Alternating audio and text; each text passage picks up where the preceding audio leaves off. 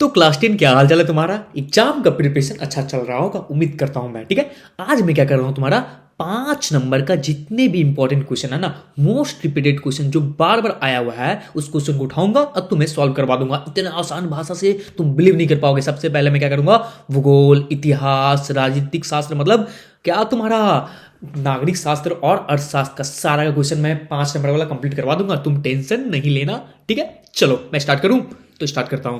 सबसे पहले देखता हूं मैं क्या, तुम्हारा ज्योग्राफी है ना, भूगोल देखता हूं। भूगोल के जितने भी इंपॉर्टेंट क्वेश्चन है आज तुम्हारा कंप्लीट हो जाएगा 5 मार्क्स वाला में। और जो बच जाएगा ना भाई 3 मार्क्स वाला कंप्लीट करवा दूंगा। ठीक है, जो बच जाएगा 3 मार्क्स वाला में, तो इसके बाद वीडियो देख लेना, 3 मार्क्स वाला अपलोड कर दूंगा या अपलोड हो चुका होगा। ठीक है, तो ध्यान देना बच्चा। आगे देखते हैं तुम्हारा क्वेश्चन का है। क्वेश्चन यही है सर, क्या कि बताइए बहुउद्देशीय नदी परियोजना के लाभ और हानि की तुलना करें। क्या होता है बहुउद्देशीय नदी परियोजना? भैया बांध बनाना कि क्या बोलते हैं, बहुउद्देशीय नदी परियोजना। बांध बनाने से क्या फायदा होगा भाई, लाभ देख लेते तुम्हारा। सिंचाई में सुविधा होगा, है ना भाई, पानी आराम से पटा सकते हैं। जल विद्युत उत्पादन, भाई बिजली उत्पादन कर लेंगे, हाँ या ना, बिल्कुल। बाढ़ में नियंत्रण, अरे भैया अगर नदी आएगा बाढ़ लेके आएगी तो यहां बना देंगे डैम, अब पानी आए जाएगा आगे क्या, नहीं भाई पानी आगे जाएगा नहीं। फिर पेयजल आपूर्ति, पूरा शहर में यहां से पानी भेज दूंगा डैम बना के, भाई पीते रहा, टेंशन नहीं लेने का। 5वां पॉइंट क्या तुम्हारा, औद्योगिक विकास। तुम्हारा क्या करेगा, तुम्हारा पूरा विकास होगा, तुम्हारा ज्यादा ज्यादा फैक्ट्री लगेगा, जहां पानी तहां फैक्ट्री फटाफट लगा देगा, हाँ या ना भाई, फैक्ट्री लग जाएगा पानी के बगल में। क्लियर नहीं क्लियर? तो भाई ये रहा तुम्हारा 5 पॉइंट। अगर ये 5 पॉइंट याद हो गया तुमसे तो तुम्हारा लाभ तुम इजिली लिख सकते हो। देखो कैसे, सिंचाई सुविधा में क्या तुम्हारा, कृषि के लिए पूरे वर्ष जल उपलब्ध रहेगा, जिससे उत्पादन क्या हो जाएगा, बढ़ जाएगा। जल विद्युत योजना उत्पादन क्या होगा तुम्हारा, स्वच्छ और नवीकरणीय ऊर्जा प्राप्त होता है, किससे, जल से विद्युत योजना उत्पादन करके। बाढ़ नियंत्रण क्या होगा तुम्हारा, बांधों द्वारा बाढ़ पर नियंत्रण संभव है। क्लियर नहीं क्लियर? बस तुम्हें परिभाषा करना है भाई, इसको परिभाषा करना है। पेयजल आपूर्ति क्या तुम्हारा, शहरों में ग्रामीणों क्षेत्र में पेयजल मिलेगा, सबको पीने वाला पानी मिल जाएगा। फिर औद्योगिक विकास क्या तुम्हारा, जहां रहेगा जल बिजली दोनों मिल जाएगा, तो फटाफट क्या लगा देंगे हम, फैक्ट्री। क्या लगा देंगे तुम्हारा, फैक्ट्री। अगर फैक्ट्री लग जाएगा रोजगार बढ़ जाएगा, ये रहा तुम्हारा लाभ। अब हानि क्या है, हानि देख ले बच्चा। सबसे पहले भाई पर्यावरण क्षति, भाई ये पानी जा रहा था बहुत आगे, तो वहां पे पानी दिए रोक, तो उस एरिया में क्या होगा तुम्हारा, उस एरिया में फसल वगैरह जितना भी इकोसिस्टम सब क्या हो जाएगा, खराब, है ना भाई, तो पर्यावरण क्षति पहुंचेगा। दूसरा पॉइंट क्या तुम्हारा, जनसंख्या विस्थापन। अब यहाँ लोग, अगर पानी नहीं आएगा तो यहाँ लोग रहेंगे क्या, अपना घर में नहीं रहेंगे, वहां से क्या हो जाएंगे, निकल जाएंगे भाई वहां से। फिर क्या, मृदा अपरदन, भैया अगर आगे अगर खेती कर रहा था लोग तो पानी क्या लेके आती थी तुम्हारा, अच्छे अच्छे पोषक तत्व और मिट्टी मिला देती थी, और तुम्हारा क्या होता था, उससे तुम्हारा काम आसान होता था, उगता था बढ़िया बढ़िया फल, क्या तुम्हारा बढ़िया बढ़िया उगता था। क्लियर नहीं क्लियर? उच्च लागत, पता चला तुम्हें, डैम बनाने में बहुत ज्यादा पैसा खर्चा होता है, आसानी से डैम बनता नहीं है। फिर अगला क्या तुम्हारा, भूकंपीय खतरा। भूकंपीय खतरा, भाई अगर तुम डैम बना दोगे बड़ा वाला तो भूकंप आने के चांस रहेगा। जैसे एग्जांपल चाइना वाला, कहां तुम्हारा, चाइना वाला लोग कहां बना रहे हैं तुम्हारा, कौन सा बता सकते हो, ब्रह्मपुत्र नदी पे क्या बना रहे हैं, डैम, जिससे क्या भूकंप आने का चांस बढ़ जाएगा। ये रहा तुम्हारा हानि कंप्लीट। इसका परिभाषा तुम देख लेना, अब मैंने समझा दिया जितना हो सके इतना। ठीक है, अगर बोलो समझा देते हैं, ठीक है, लेकिन टाइम ज्यादा चला जाएगा तो क्या करूं, समझा दूं, देख ले भाई। पर्यावरणीय क्षति में क्या, वह क्षेत्र नष्ट हो जाता है जहां जैव विविधता प्रभावित होती है।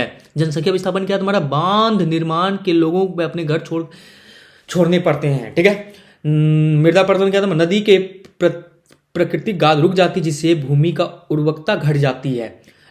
उच्च लागत मतलब परियोजना में अत्यधिक धन और समय लगता है।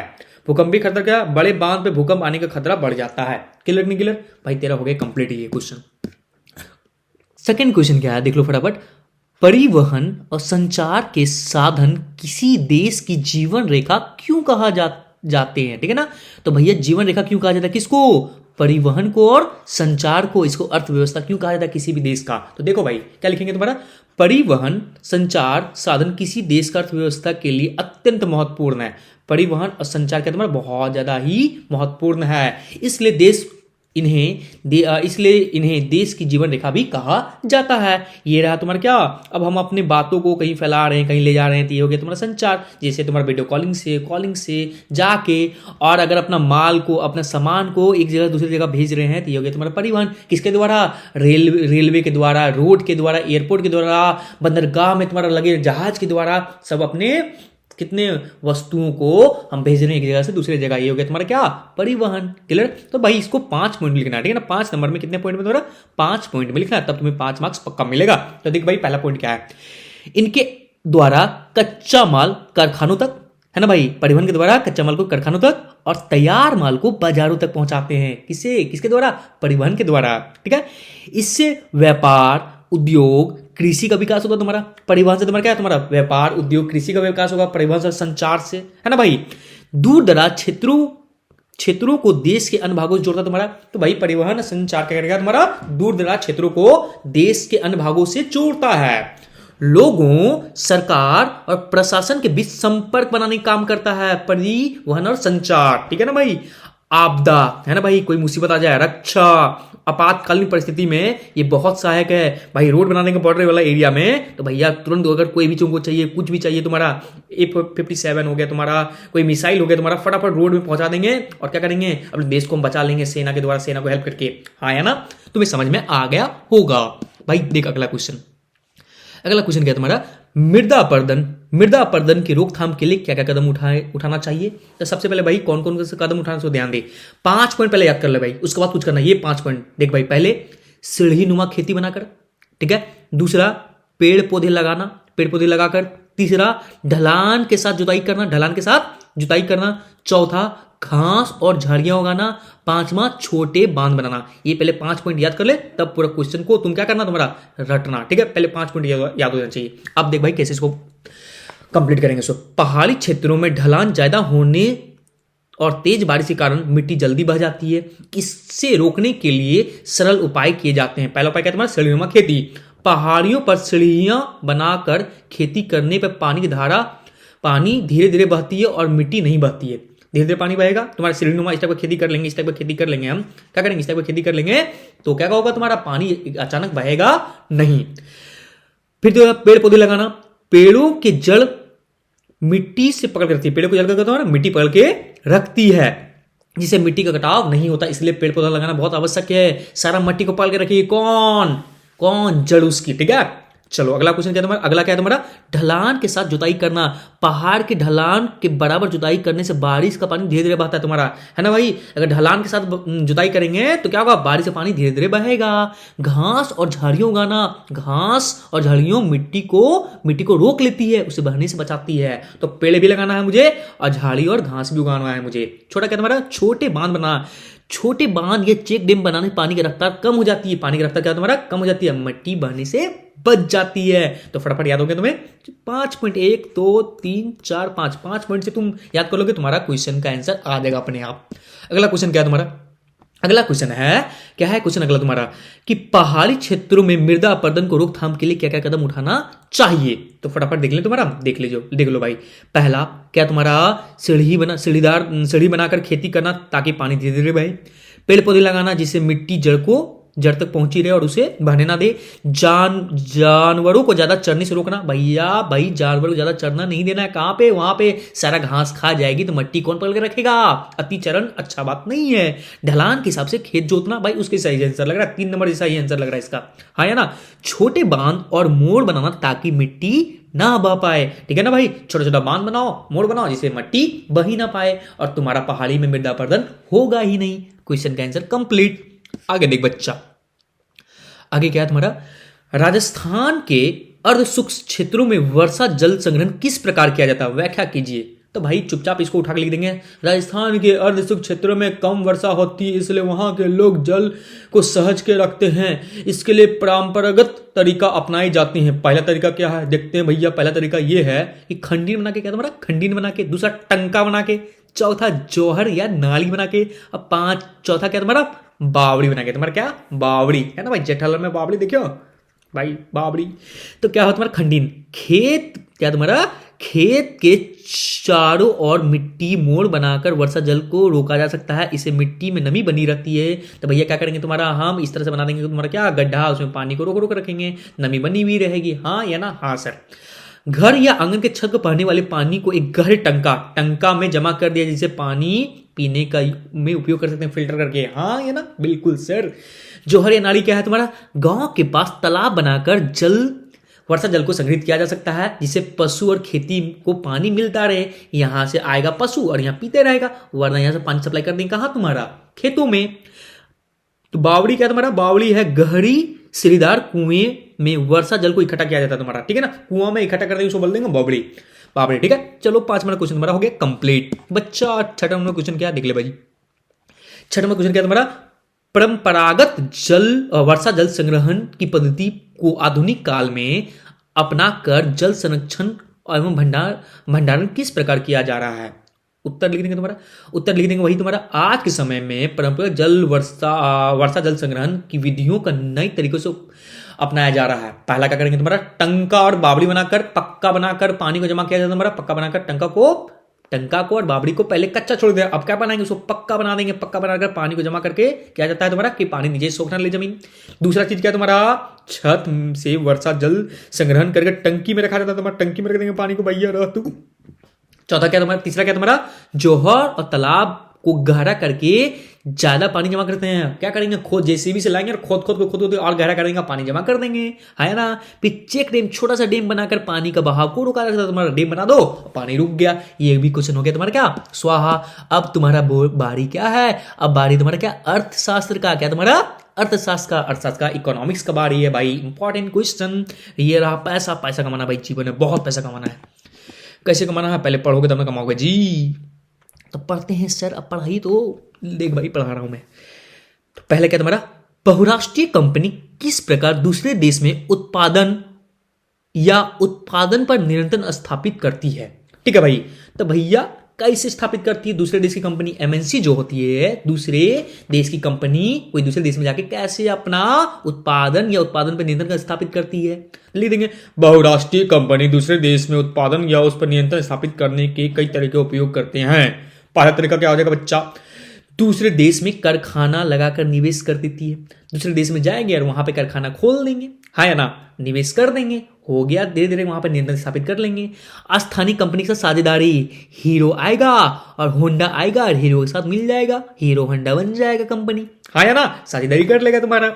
स्थानीय कंपनी को खरीद लेती है, भैया आएगा और कंपनी खरीद लेगा, बोले वाह बेटा बाईजूस खरीदा गया कि नहीं खरीदा गया, बाईजूस खरीद लिया तुम्हारा, है ना भाई। तो भाई स्थानीय कंपनी को खरीद लेगा कोई बाहरी कंपनी आकर, है ना भाई, एमएनसी आकर। छोटे उत्पादकों से ठेका पर माल बनवाती है, भाई छोटे छोटे इंसान बोलेंगे माल बोला तेरा माल हम खरीदेंगे और अपना टैग लगाएंगे और बेच देंगे, अपना टैग लगा के ब्रांड बना के बेच देंगे, छोटे छोटे आदमी बोल के रखेगा, है ना, बिल्कुल।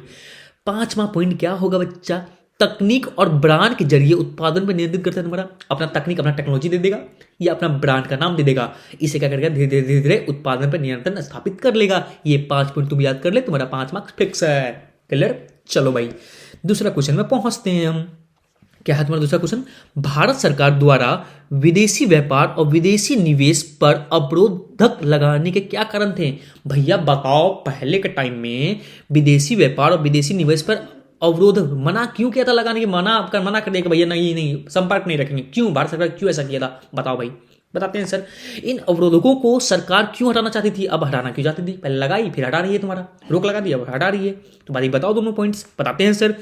विदेशी व्यापार या विदेशी निवेश पर अवरोधक लगाने के कारण, पहला कारण क्या है तुम्हारा, देख ले बच्चा, देशी उद्योग को विदेशी प्रतिस्पर्धा से बचाने के लिए, कंपटीशन में नहीं फंसने देना, कंपटीशन फंसेगा तो बर्बाद हो जाएगा तुम्हारा, इसलिए कंपटीशन बचाने के लिए क्या कर दिया तुम्हारा, रोक दिया। पहला पॉइंट उससे क्या होगा तुम्हारा, उससे ये होगा कि आत्मनिर्भरता बढ़ाने के लिए, आत्मनिर्भर बढ़ेगा तुम्हारा, आत्मनिर्भर हम खुद से चीज सीखेंगे और खुद से उपाय करेंगे तुम्हारा, क्या करने का, उपजाने का, बनाने का।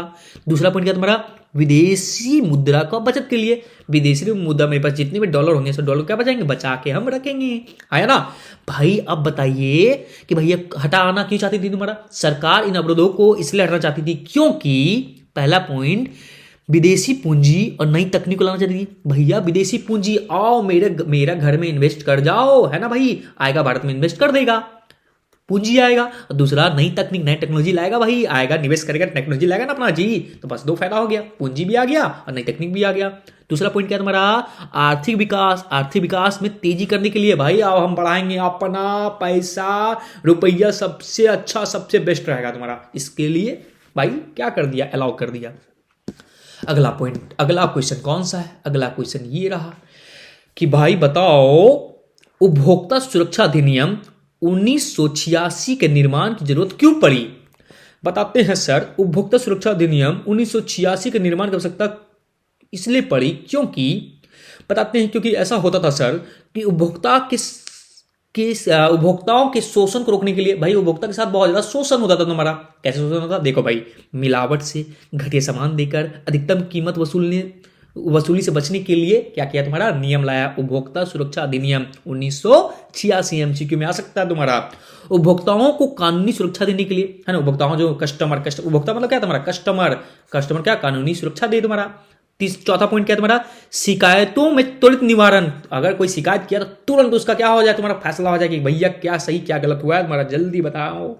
पांचवा पॉइंट, उपभोक्ता मतलब कस्टमर के अधिकार की रक्षा के लिए। अधिकार जो है भैया कि मुझे अच्छा खाना मिले, भैया घटिया सामान ना मिले, एक्सपायरी डेट वाला ना मिले, केमिकल ना मिले, इसलिए उसको अधिकार दिया गया उपभोक्ता सुरक्षा अधिनियम के द्वारा 1986 में। क्लियर, ये हो गया क्वेश्चन कंप्लीट।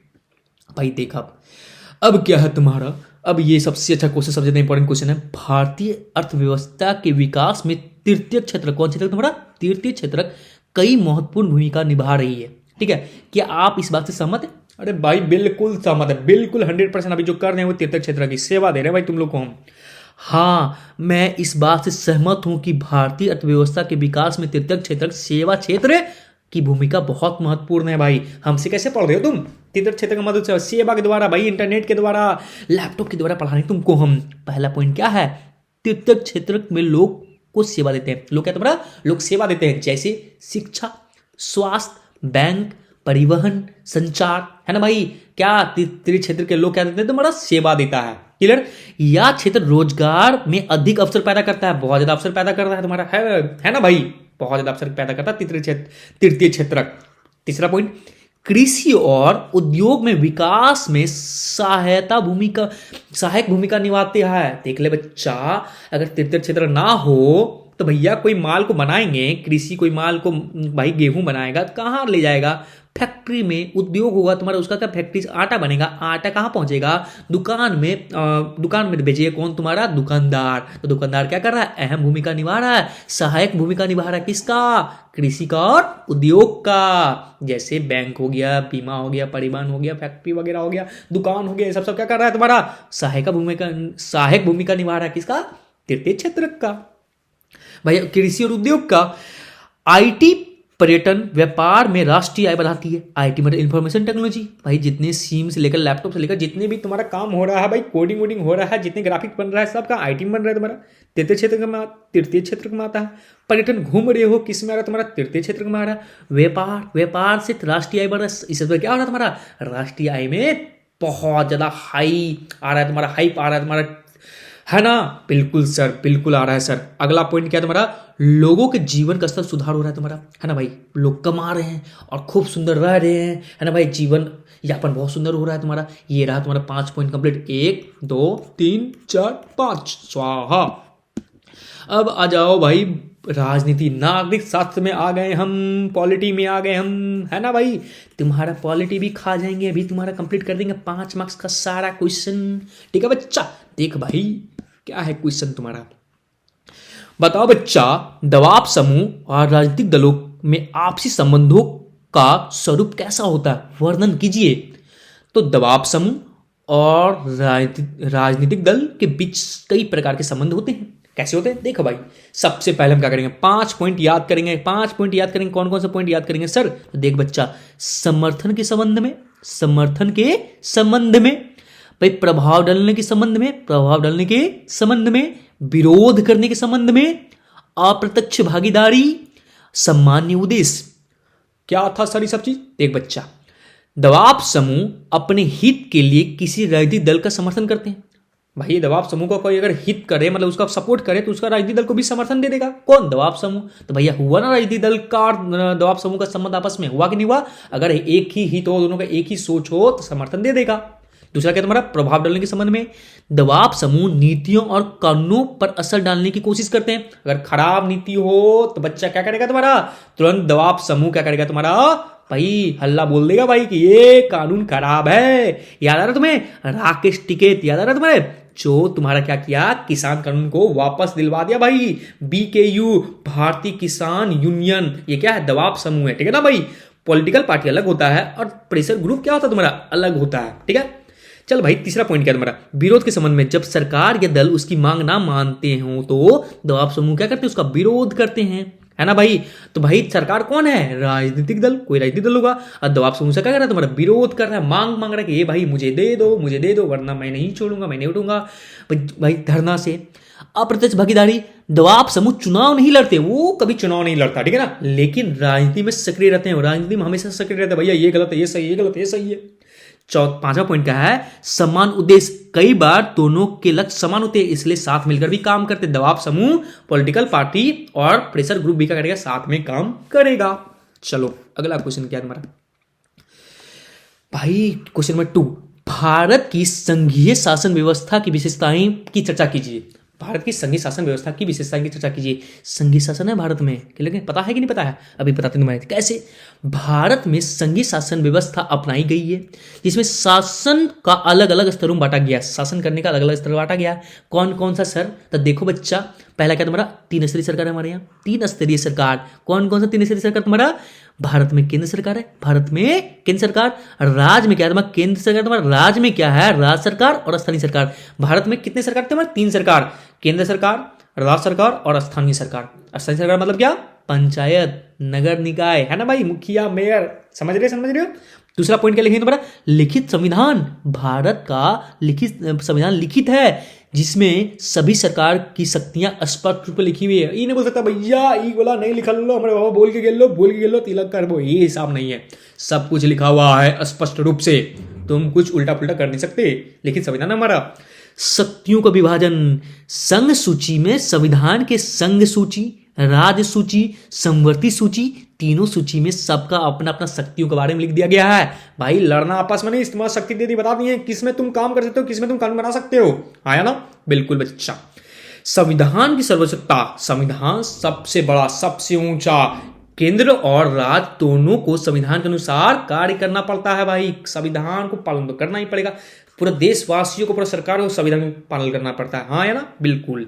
स्वतंत्र न्यायपालिका, न्यायपालिका हमारा स्वतंत्र है, किसी का प्रेशर में नहीं आती। सर्वोच्च न्यायपालिका, सुप्रीम कोर्ट, संविधान की रक्षा करता है। कोई गलत कानून बनाओगे तो संविधान बोलेगा नहीं चलेगा सब चीज।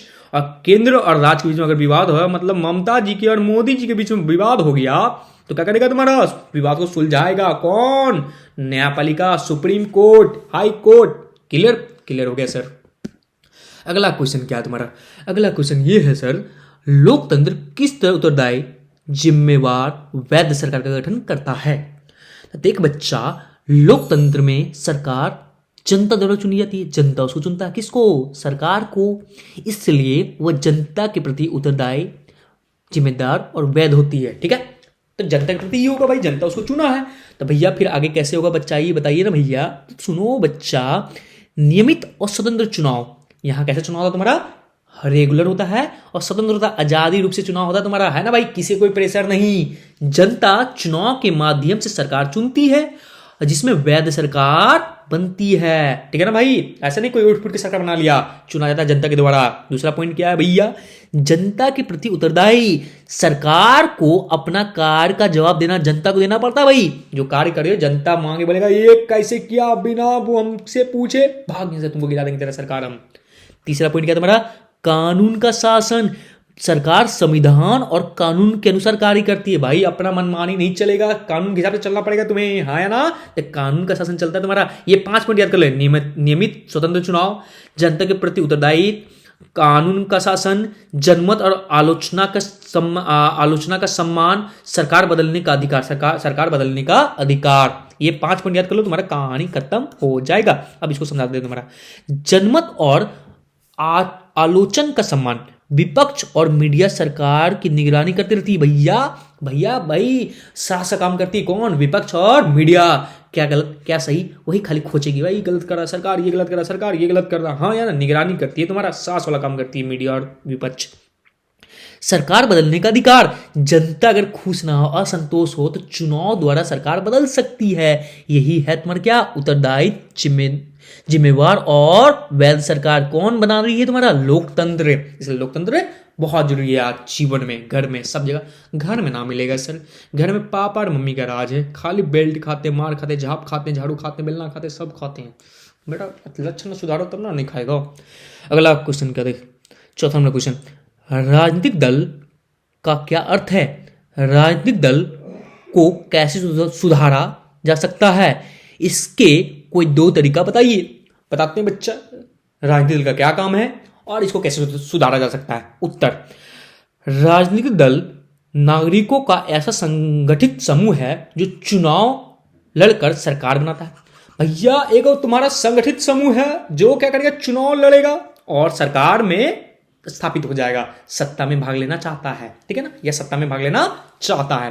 भाई देख ले बच्चा, भैया दो तरीका बता रहे हैं भैया, राजनीतिक दल को सुधारने का दो तरीका। कितना तरीका तुम्हारा? दो तरीका। देख ले बच्चा, तरीका क्या है तुम्हारा? पहला, आंतरिक लोकतंत्र लागू करना। भैया आंतरिक लोकतंत्र मतलब कोई एक समूह में, कोई एक पार्टी में कोई भी क्या हो जाए तुम्हारा, कोई भी एक जनता, एक छोटा सा सक्रिय नागरिक भी सक्रिय, वहां जो होगा तुम्हारा सक्रिय, तुम्हारा सेवक हो या तुम्हारा जो कार्यकर्ता हो, वो भी प्रधानमंत्री बन सके।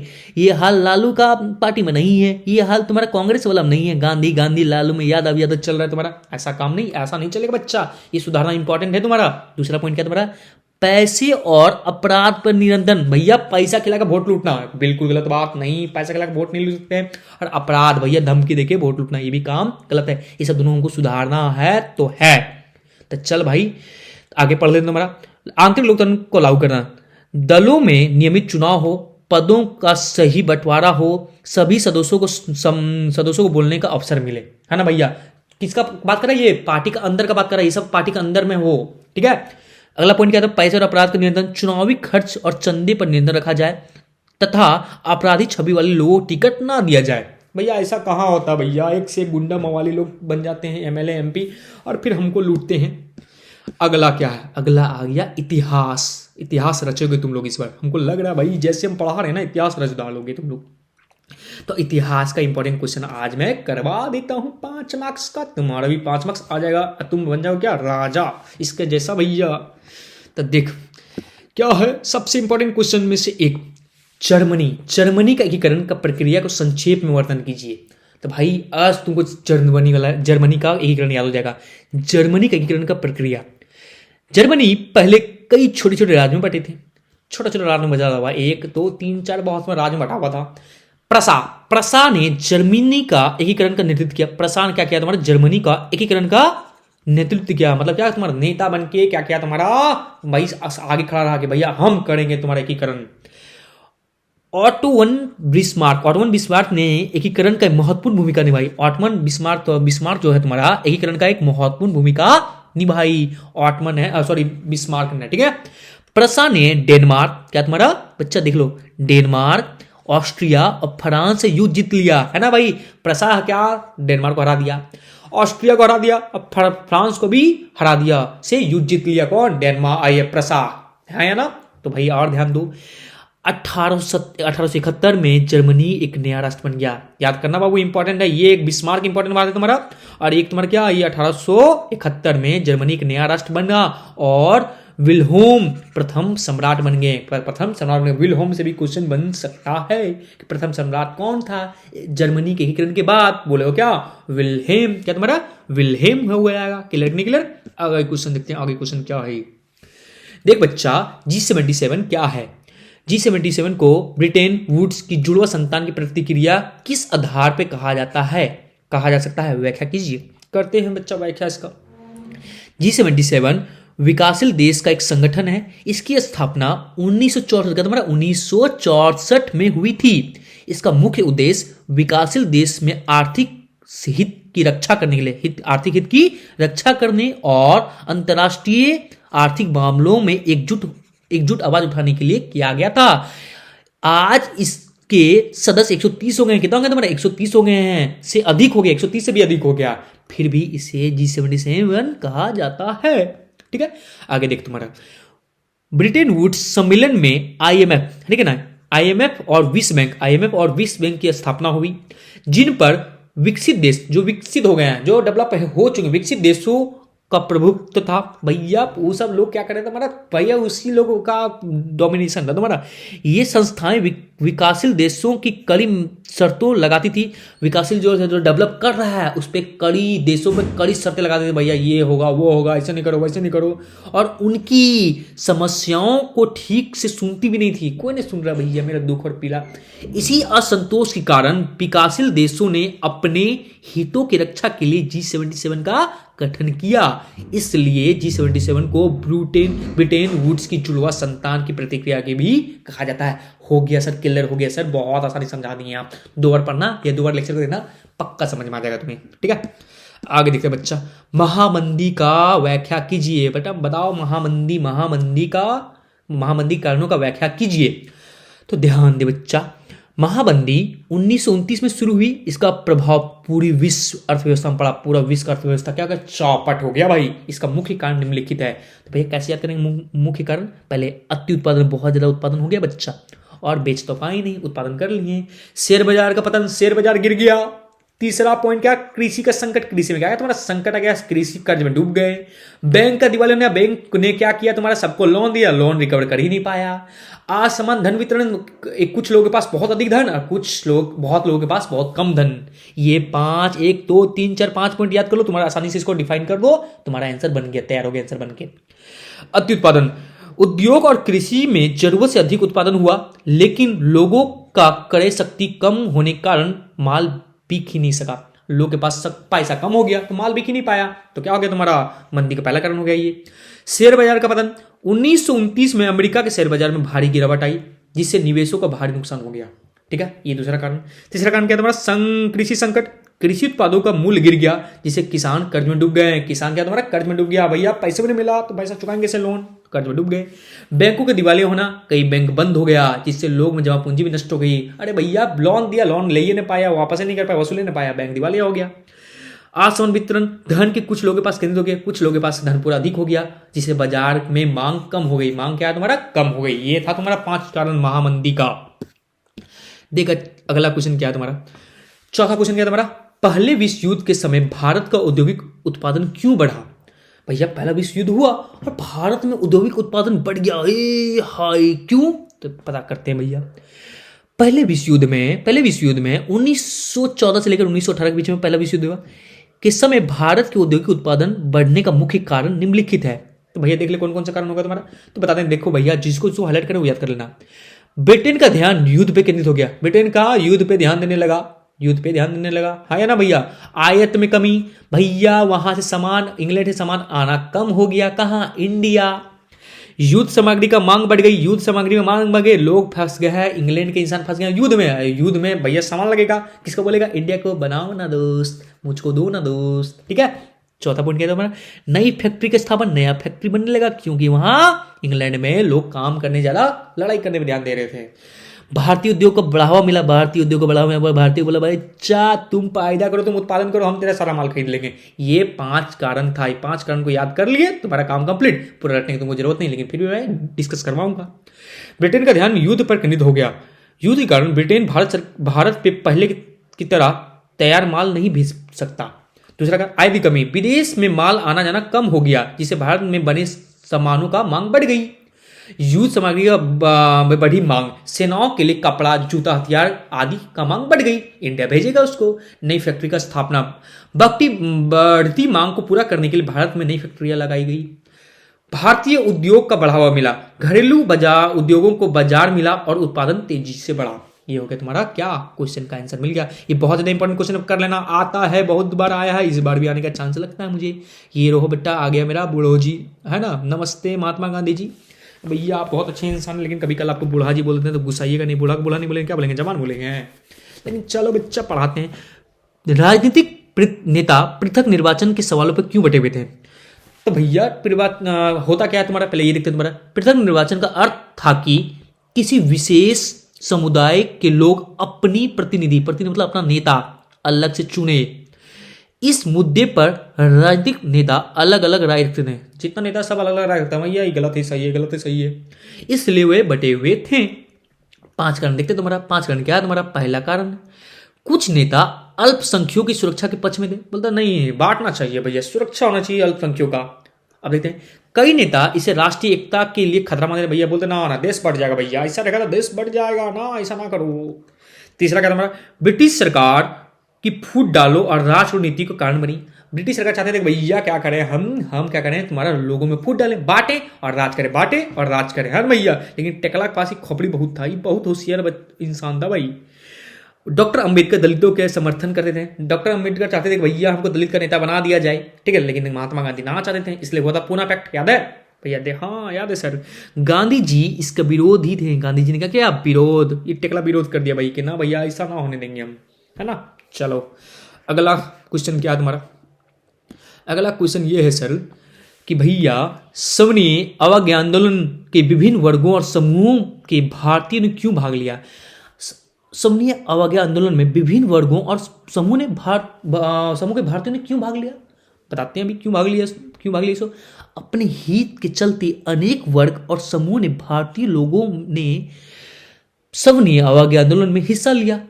उनके लिए स्वराज के मतलब अलग अलग थे, ठीक है ना, अलग अलग थे। जैसे कि देख भाई, किसान लगान से छूट जाता था तुम्हारा, क्या बोलता भैया लगान हम ना था बच्चू, है ना भाई। लगान फिल्म याद आ रहा है तुम्हारा? किस 2 गुना लगान हम वसूलेंगे, नहीं वसूलने देंगे रे चिलल मुर्गा लोग। व्यापारी उद्योगपति ब्रिटिश कर और नीतियों को परेशान थे। भैया जितने भी व्यापारी थे, उद्योगपति थे भाई, ब्रिटिशों लोग इतना कर ना लेता था, इतना नीतियां ना बना कर रखा था, माथा खराब करके रखा था, बस नहीं कर कहीं बिजनेस सबसे। शहरी मध्य वर्ग स्वराज की मांग करते हैं। शहरी वाले लोग क्या तुम्हारा? शहरी वर्ग क्या तुम्हारा? स्वराज की मांग, भैया हम इतना कानून न सपाएंगे, भागें चल मुर्गा सब। महिलाएं राष्ट्रीय आंदोलन में जुड़ना चाहती थी। महिला भी चाहती भैया हम भी कुछ करें, भैया घर में कितना रोटी बनाएंगे, चलो कुछ करते हैं। दलित और आदिवासी शोषण के विरोध के शामिल थे। भैया दलित और आदिवासी लोग बोलते थे भैया हमसे बहुत शोषण करता, लोग हमको छुआछूत, हमको छूने नहीं देता, हमको खाने नहीं देता, हमको पीने नहीं देता, हमको सोने नहीं देता, इसमें अब शामिल होंगे, देश को आजाद करेंगे और छुआछूत सब खत्म। लेकिन थोड़ा मुश्किल था। इसी तरह तुम्हारा क्या हो गया? सारा इंपॉर्टेंट क्वेश्चन क्या हो गया? खत्म, स्वाहा। Thank you so much, best of luck. तुम्हारा और जितने 5 मार्क्स का क्वेश्चन है वो मैं क्या करूंगा, 3 मार्क्स वाला मैं डाल के कंप्लीट करवा दूंगा। लेकिन ये जितना बताया हूं कंप्लीट कर लेना, क्योंकि एग्जाम में तुम्हें दिखेगा। और रही बात मैप का अलग वीडियो बनाऊंगा जिससे तुम्हारा मैप टाइट एग्जाम में बन जाएगा और 5 मार्क्स दे के जाएगा। Clear? Thank you so much. जो भी डाउट होगा भैया हमसे पूछना, मैं हूं सौरभ, तुम्हारा हर सॉल्यूशन मेरे पास है, बस तू अपना प्रॉब्लम मुझे बताओ कमेंट में। Bye bye.